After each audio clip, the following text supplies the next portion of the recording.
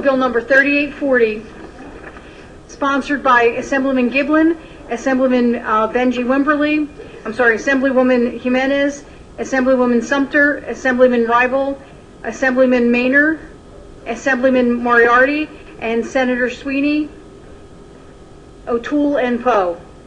Prohibits religious entities from engaging in certain practices involving cemeteries, funeral homes, and mortuaries, memorials, mausoleums, and burial vaults. Senator O'Toole moves the bill. Anyone further? If not, I direct the secretary machine, please. Senator Cardinale, I apologize. Thank you, Mr. President. To you and to all of my distinguished colleagues, Merry Christmas, Happy Hanukkah, Kwanzaa, and whatever other salutation applies in this holy season. I rise to oppose S-2485 and A-3840. During my time in this legislature, I've seen few bills more repugnant.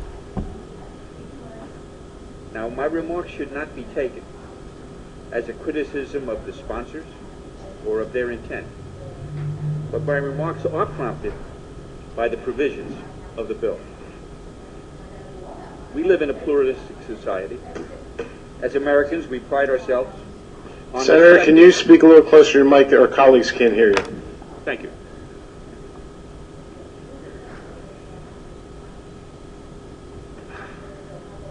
During my time in this legislature, I've seen few bills more repugnant. Now, my remarks should not be taken as a criticism of the sponsors or of their intent, but are prompted by the provisions of the bill. We are privileged to live in a pluralistic society. As Americans, we pride ourselves on respecting the many diverse religious institutions and practices which our fellow citizens freely choose to follow. This bill clearly and directly implicates the relationship between the Catholic Church and its members. Our Constitution says we should make no laws respecting the establishment of religion, but this bill directly limits the burial practices surrounding religiously affiliated cemeteries. At the present time, the Catholic Archdiocese of Newark and other religious groups own cemeteries in New Jersey. These facilities provide an opportunity for members of a particular religion to be buried in keeping with the tenets of their religious tradition. In the case of a Catholic cemetery, with few exceptions, one must be a member of the Catholic faith to be buried in that facility.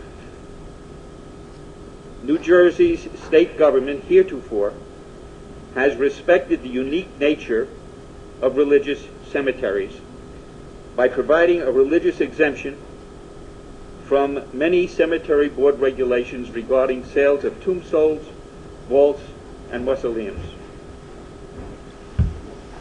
This bill would impact the relationship between the Catholic Church and its members by bringing the church-owned facilities under regulations heretofore only imposed on secular burial grounds.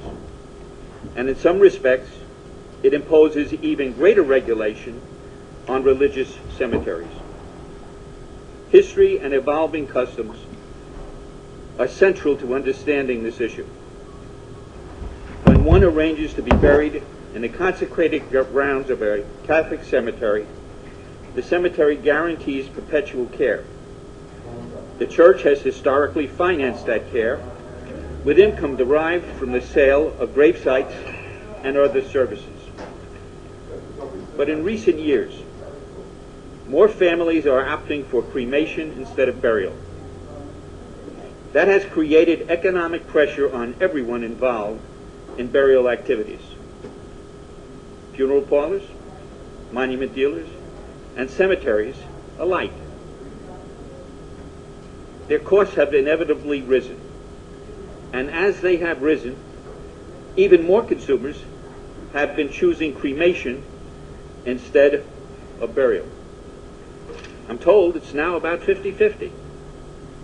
And in response to these economic realities and other considerations, the Archdiocese of Newark has been offering additional services to its members.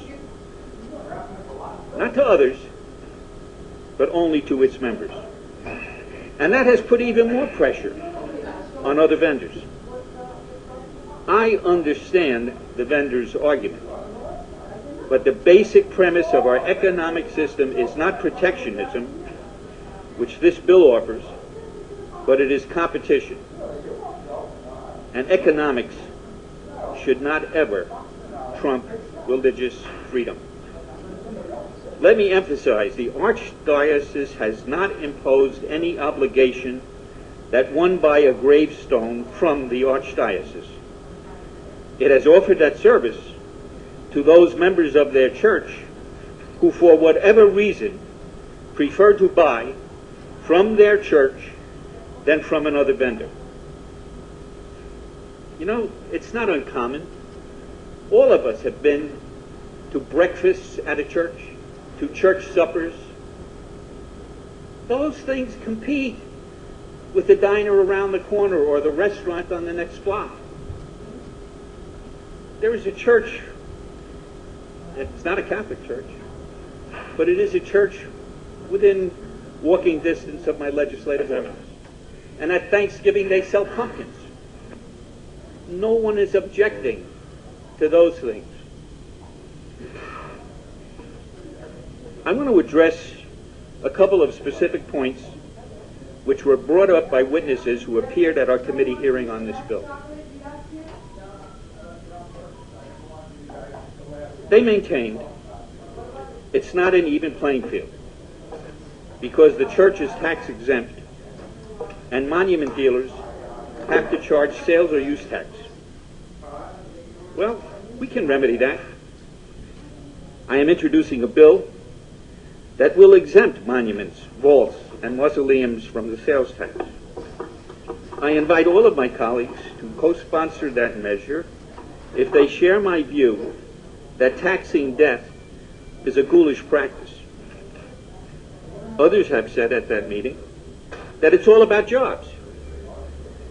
I've been thinking about that, and I realize that that's an absurdity. Cremations have cut into sales of grave sites, of monuments, and vaults. But those who choose burial are still buying. Those who quarry, manufacture, or inscribe these items still will be needing workers. Those workers may get paid from a different seller, but they will still have jobs without this bill or with this bill. Since our committee hearing, I have had the occasion to see a lot of people. It's holiday season. And on some of those occasions, I have brought up to a variety of my constituents this bill and have solicited their opinions as to whether they believed repealing the religious exemption is a good idea, is indeed in the public interest. It's not a big sample.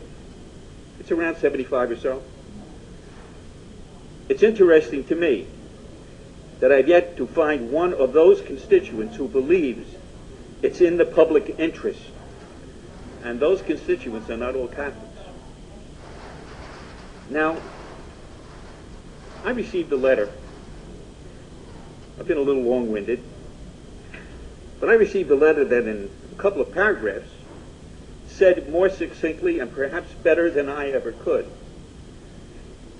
the sentiments that need to be expressed. And I'm going to read a couple of paragraphs of that letter.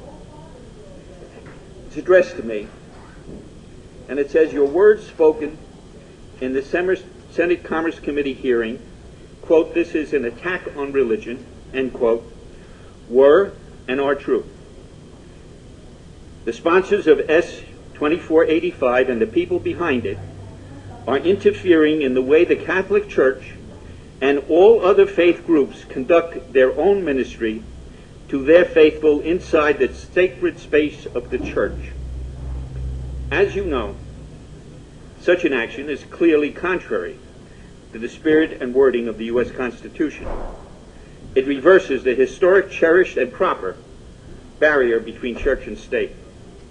It is also true that S-2485 is an attack on consumers. It inflicts severe economic harm on the people who chose to bury their family members in a religiously affiliated cemetery, despite what the monument dealers and funeral directors are claiming. Catholic Cemeteries is not prohibiting families from purchasing monuments or other services from anyone else, nor is Catholic Cemeteries seeking to provide services in any space other than our Catholic cemeteries. On the other hand, S-2485 will require families to purchase burial-related services solely from vendors of which the funeral directors and monument dealers approve, not the families themselves. It's important to remember that the Church has entered into the field of providing these services, such as monuments and mausoleums, because Catholic families asked us for these services. We have responded to their requests as part of the Church's mission to serve those in our faith community. Now, during the course of the lobbying on behalf of this bill, there's been a lot of rhetoric about the plight of the poor funeral directors, the poor monument dealers. We are told that without this bill, they are in dire financial straits. I don't think that's accurate. There are many measures we could use, but a quick look at the money that they have devoted to lobbying on behalf of this bill, take a look at their ELEC reports. It would seem to support the notion that they are pretty well heeled. I began my remarks by pointing out that this bill is repugnant. Let me add that while the Catholic Church has become something of a target of progressives in recent years, the Church continues to promote and bring out in its members qualities that have had a positive influence. This bill deserves to be buried, and I will vote to do so. Thank you, Senator. Anyone else? If not, I direct the Secretary of the Machine, please record your vote.